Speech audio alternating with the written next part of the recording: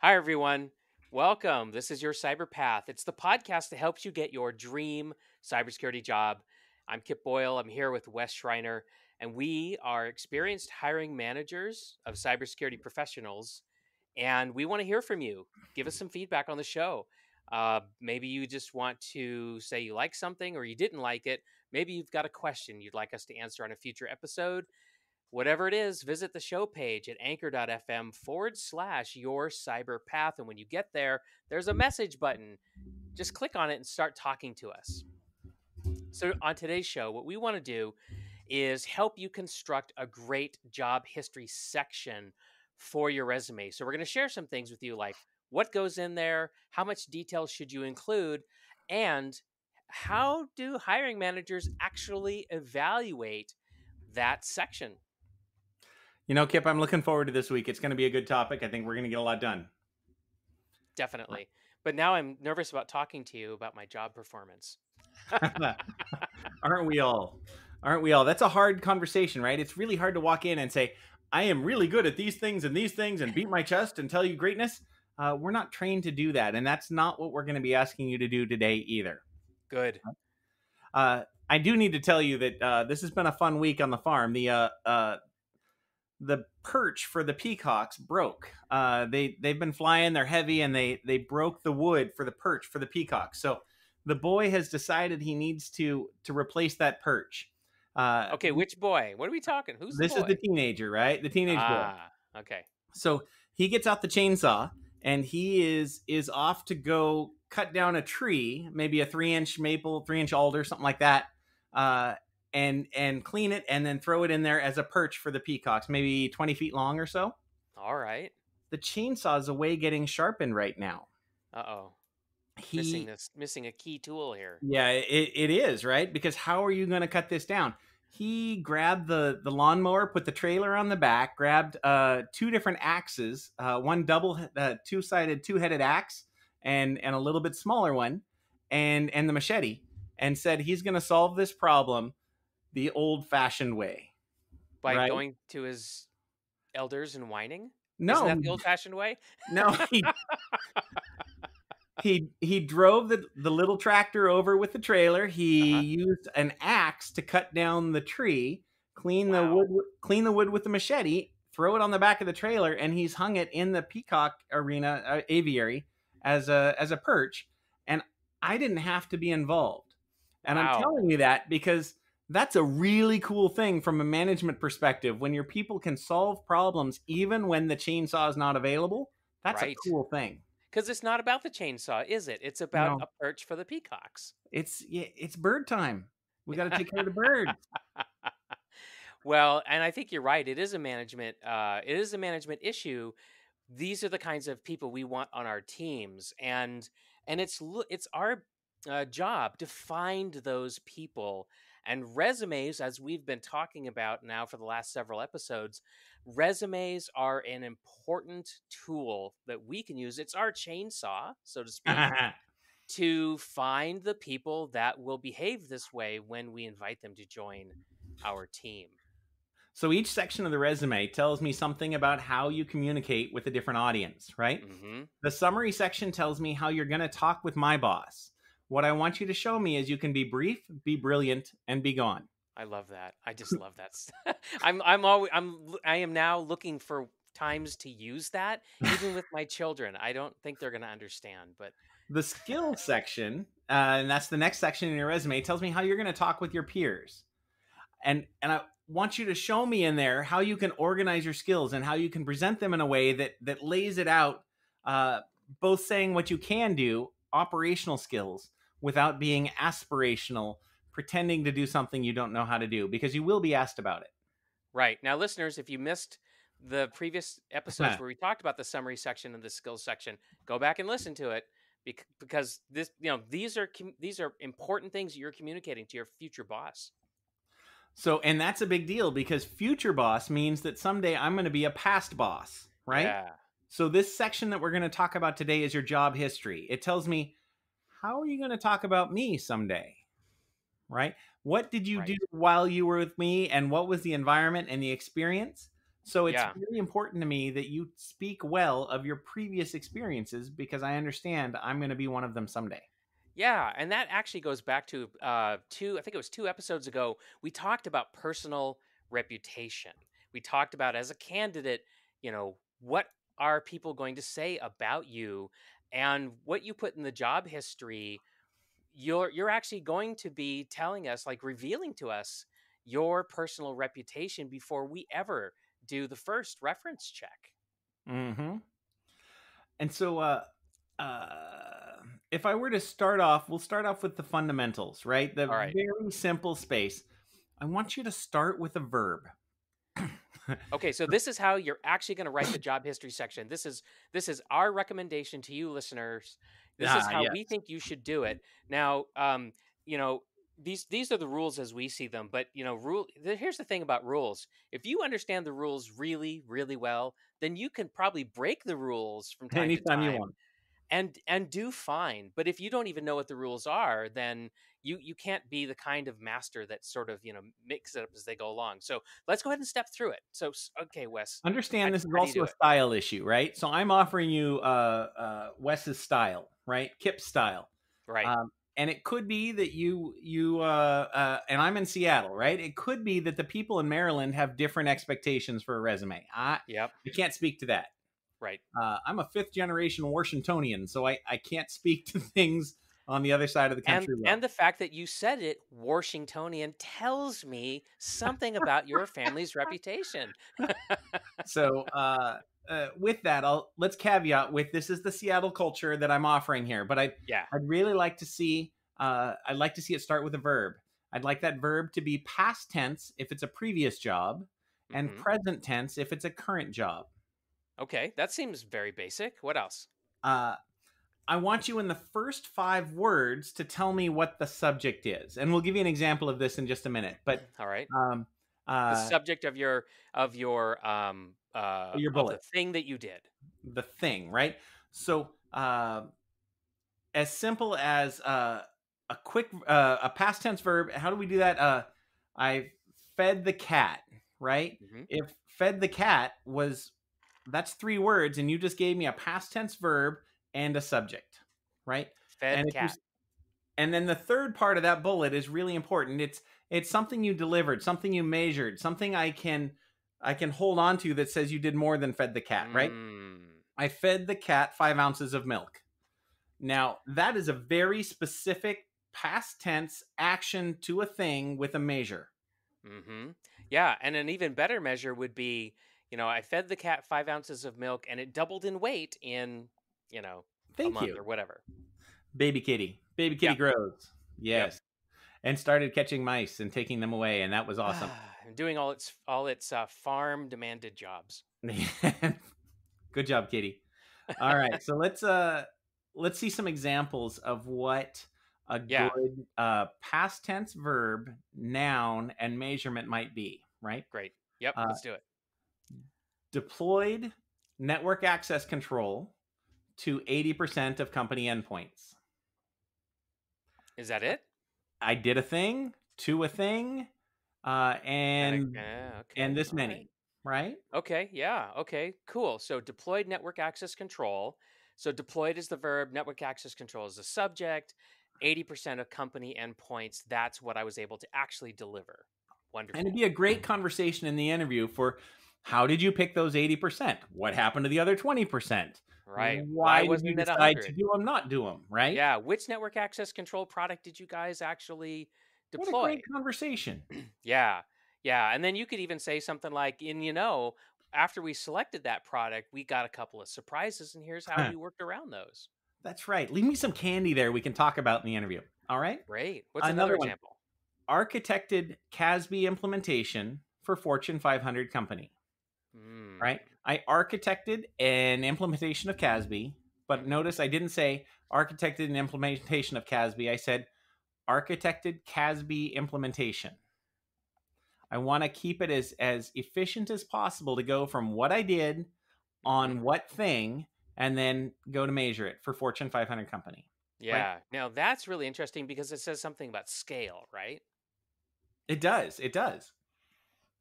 And to be clear, you don't have to have the same measure for everyone, and it doesn't have to be a percentage every time. Yeah. Um, what you did and what your role there is more important to me than that you conquered the world, right? So, so here's another one. And this is a compound sentence, so let's play with this one. Okay. Introduced firewall rule objects, so a verb and an object, Hmm. to simplify firewall rule infrastructure, period, second sentence, removed 600 plus redundant point to point rules while better segmenting the network. Okay. So yeah, that is a big one. It kind of really stretches the limits here, doesn't it? It does, and I'm kind of playing with it a little bit, but I think this one's safe, and here's why. Because I introduced firewall rule objects. Great. Hmm. I know what the topic is. And then the second sentence, remove 600 plus redundant point to point rules. Wow, how cool is that? That I can have a firewall engineer who's able to clean up my firewall rules by 600 plus rules and their point to point rules, which is a very simple point to point over port kind of protocols. Hmm. And so you've really got to, anytime you can clean up lost or legacy rules in your firewall, you're Hmm. reducing the number of things and times you have holes between your segmentation. Yeah, and you're also going to get better performance on that firewall too, right? It doesn't have as many rules to evaluate, so it's going to be a little more speedy, and maybe you don't have to upgrade it so soon. So better performance, more security. Maybe you could end this sentence with no outages, right? That would be an Hmm. excellent way to end this sentence. Remove 600 plus redundant rules uh, while better segmenting the network with no production outages, right? Yeah, great. That might be an interesting end to that. Okay, one more, and then we'll move on. But I really like that compound way of doing it because you're really using two lines for that bullet, but you Hmm. told me a lot, and you were very efficient with the words you chose in doing that. And there's a lot of benefits in there that you've talked about, right? How it's actually helped. I think your ability to demonstrate business value, that you can create business value and deliver business value, is super, super helpful to making me believe that you're the person that I should bring on my team. Right. Another example, and this will be my last example for now, is I built an IoT device. Cool. That's kind of sexy, right? I built an Yep. IoT device to measure environmental variables and report using a mesh network with Bluetooth connectivity. I don't You know. know, I'm making this up. no, no, it's good. But I think that like that particular bullet, I think wins the award for the most jargony terms, and like that's something I'd expect to see at the RSA conference on the show floor. Well played. But it's going to trigger a conversation, right? If all of your bullets look like this, you're going to be in trouble. But I think a few where I built an IoT device is an interesting thing. There is no measure in this one. It says to measure environmental variables and report using, and then from there we're starting to use buzzwords, and we do need Mm. to tighten that one up a little bit. Good call. Well, I think these are excellent examples. So you know what I'm going to do is I'm gonna take a couple of these and put them in the show notes for folks, so that they can That's look a at good them plan. later on. Okay, so those are some examples of what you ought to do. Now, I got to tell you, ladies and gentlemen, we've seen plenty of examples of what you should not do. So I came Okay. across a resume last week that had 3 jobs in the last year, which is okay because they were contract jobs, and that's a Mm, normal thing in some of our worlds. This person had a 4-month job with 12 bullets describing their activity in that job. okay, so that's a lot. How can you be in 4 months of a job and only have and have 12 bullets already? And so I'm thinking like that resume must have been like several pages, It was a long right? one. It was Yeah. a long one. And that's really the issue. It's not that we don't want to deny you, your achievements. Like that's not the issue at all. No, it's your job to filter the most important things, bubble them to the top so that I can see and evaluate you on the most important things, because if you don't filter your resume for the things that are most important, I'm going to filter your resume for the things I see fastest. Those may not be the best ones. May not be what you want. So you Yeah. do the filter work for me, and we're going to be more successful. This is a reminder that I do suggest we have two different variations of our resume: the Mm. human reading resume and the machine learning resume. Right? When you Hmm. submit one through the computer, you can put as many bullets in there as you want. When you submit it through email or in Yeah. person, I want it to be tight and clean. Yeah. And to the extent that your resume is not, nice and tight and clean and following these rules, it just makes me feel like you're putting the burden on me as the hiring manager to sort and sift and do that lifting that it's like, I need people on my team who aren't going to bring me their problems, right? I'm thinking Uh about huh. peacocks right now. I don't know why, but anyway. So, So did you read your own resume, right? Could you sit down and read your own resume? Would it be fun for you to do that? Cuz if someone else has prepared it for you, does it read like you wrote it, right? And can you stand behind it? And does it keep your attention? Cuz if it doesn't keep your attention, yeah. I guarantee you're not holding mine. Yeah. And if somebody else wrote it for you and I ask you, oh, wow, you did a mesh network. Well, that's unusual because, normally I see it deployed differently. Why did you do it that way? And if you look surprised when I ask you that, Oh not goodness. good. Not Oh good. goodness. Not good at all. Well, Okay. and Yeah. that takes us Those to are some. big claims, right? So do you have any other bad examples that are top of mind for you? Well, let's go to big claims, right? Okay. If if you if you claim that you invented the internet, Senator Gore, take your probably a seat. stretch. Did you build the first bread slicer? Probably a stretch, right? You Uh, invented the question mark. exactly. No, no, you didn't build the first bread slicer. Maybe you automated it, or maybe you built the logging for it. But please don't exaggerate in these bullets, right? Yeah. Um, that is that's important for me to be able to trust that when you say you can do something, I can trust you can do it. One of the key things we actually interview for is being able to say I don't know. Mm-hmm. If you aren't confident enough in what you know to be able to say I don't know when you found the edge Mm-hmm. and you start making things up, it's not going to end well for you in the interview. No. And it's No. not going to go well for you in the job if you should happen to get it. Right. Right. Yeah. So yes, and it does become parts of interview lore at the company when people make up protocols and start describing that protocol that they secured one time long ago. But I'll leave that one in the drawer for now. Right? Okay. All right. Come on, guys, get some spelling and conjugation and basic command of your work. Just control the stuff you're putting forward so that I know that you're able to describe what you did and how I can plan with you for you to be able to do that for me. Yeah. Yeah. Right? Yep. Spell check, Grammarly, if There are that's what you tools need, for something this. like that. I mean, there's Do it. lots of tools that will help you avoid some of those, terrible Always do that. And the mistakes. last pitfall I'm going to call out before we got to jump to the next thing is too many fluffy words with no scoring behind it. Hmm. I think you called me out on that already with the mesh network. But if if you have more adverbs than metrics, you're going the wrong way, Hmm. right? Then I must say categorically that the exhaustive nature of your content brought very little learning to the table, right? Verbose with a capital V, man. Don't do that. Don't do that. Oh, and that's not easy. I mean, let's be let's be realistic here. Writing is hard. Hmm. Most people in cybersecurity, information security that I've met hate writing anyway.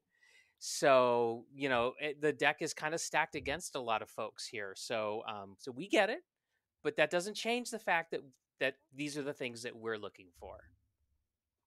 That's true. That's true.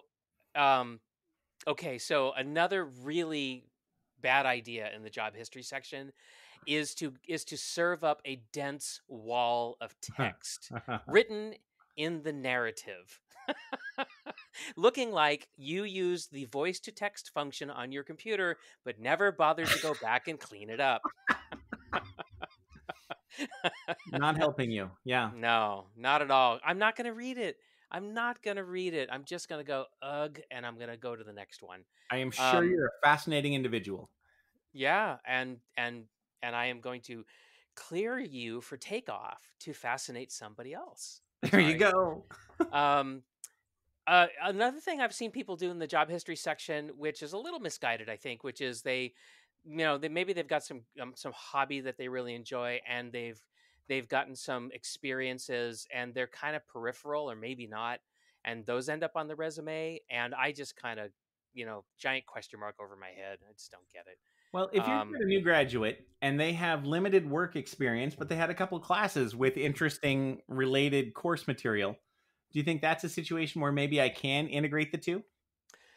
yeah, I think if you do it well and you're thoughtful about the job that you're applying for and you're putting something in there that is applicable, then sure. Yeah. But, So if you're if you've got flying, a solid work history, be careful. so if you're a recent graduate with one or two jobs behind you and you want to fill out your resume and you have a hobby of remote control cars, please don't tell me you like racing remote control cars and they're really, really fast. But if you're interested in the RF frequencies and how the wireless radio happens around corners, then that's a phenomenal topic to have a conversation about. Mm, yeah. Okay, did you catch that, listeners? There you go. There you go. And again, just want to acknowledge that if you're a good cybersecurity professional and you've got lots of experience, there's no doubt you could have dozens of bullets for each of your previous employers, and your resume could go on for days. So, Wes, do you have any suggestions for how they can winnow it down to the best ones? Emphasize the most important things. This emphasize the skills that you listed in your skills section. Mm.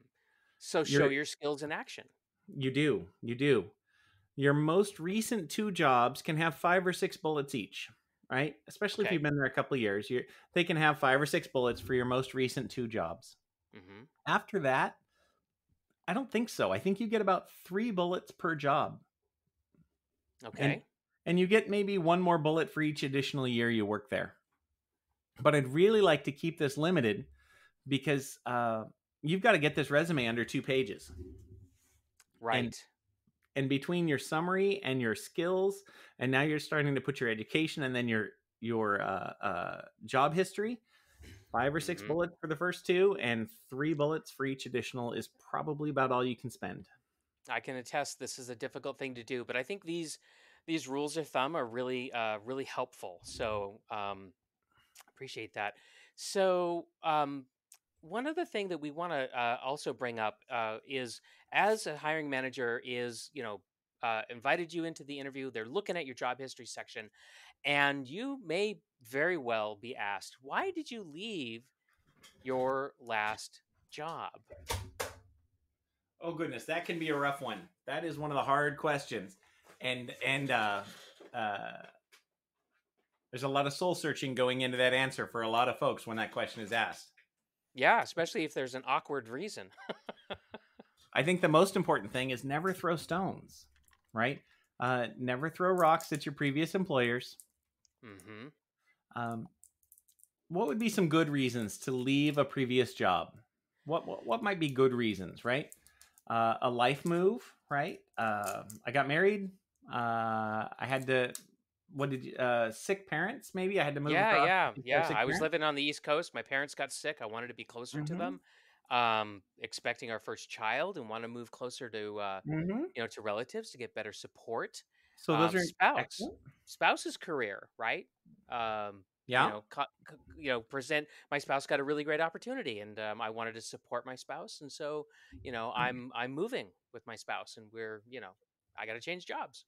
So the company is downsizing. Maybe there's a group layoff, right? A reduction in force might be a reason that's pretty natural, right? Yeah, yeah, that Just happened to me once, and it really felt personal. It felt awkward, um, and I just I had to figure out a way to discuss it in job interviews, in a productive way. It was difficult, but but I think if you can do it, I think that's a perfectly valid reason. Maybe you just finished a career milestone. You just finished a degree program or a certification, and it's time to stretch your legs and grow. I think that's a reasonable reason, right? Hmm. Yeah. Uh, and sometimes you can say, I'd run my course at that company, right? I own my future and I can't grow any further in that spot. It's time for me to replant and grow in a bigger pot. Boy, I really like that one because I'm searching for candidates with a growth mindset.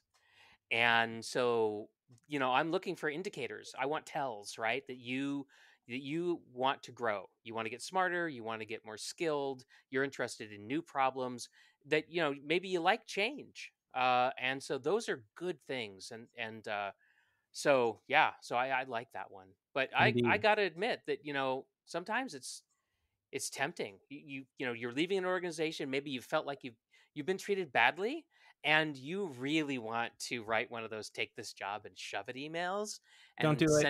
send it to all staff. Don't take the bait. Don't do it. Leave well. Oh well, you know what? As that's great advice, and you should definitely resist the temptation. But I've seen it done a couple of times, and oh, it's just the most cringy thing. It doesn't make me feel sympathetic, No. or anything to the people who did it. I just think, oh my gosh, what a bad move. So, Kip, if I'm in a spot where I ethically disagree with some decision the company is making, right? And I Yeah, decide to leave because of that, right? Maybe let's pick an absurd example, right? sure. The company has decided we do not want to encrypt web traffic, right? We Hmm. just fundamentally don't have the time to encrypt web traffic. And me as a security professional, I believe there's no way we can operate without encrypting web traffic. Our customers expect that, and I won't put my job title, won't put my name next to a company that won't do that. Hmm. So I leave the company with an ethical disagreement. Is that a good reason here, or how do we handle that? I gotta tell you, while I don't have any problem with that issue in general, right? To feel that data should be encrypted, and maybe even there could have been a regulatory Right. requirement to encrypt it, right? But I just really have to question somebody who chose that hill to die on, right? Was that really worth a career? I mean, because here's the thing, that happens all the time in our work, doesn't it? I mean, It it's does. not our risk decision. We don't own it. Our job is to help make the pros and cons of a risk decision known to the risk decision maker. And so I can absolutely understand not being happy with that decision, but I just don't know that you should die on that hill. And it may not be the right way to start a new conversation with a new company either. No. No. Because now I'm wondering about your judgment, right? So if I come to you and I say, look, this is the decision, we're going to take some risk here. I need your help to make this as successful as possible. Are you just going to quit on me right there on the spot? Are you going to refuse to help make the best of a risk decision that we didn't necessarily want? So that's what's floating around in my mind. So, what are some bad answers to this question? To the question of why did you leave your last job? What would be some answers that maybe just don't go there? Well, there's a whole bunch, but I would put them in a couple of buckets, right? So, any kind of an answer that would suggest to me that you're running away from a job, I think is going to raise my eyebrows.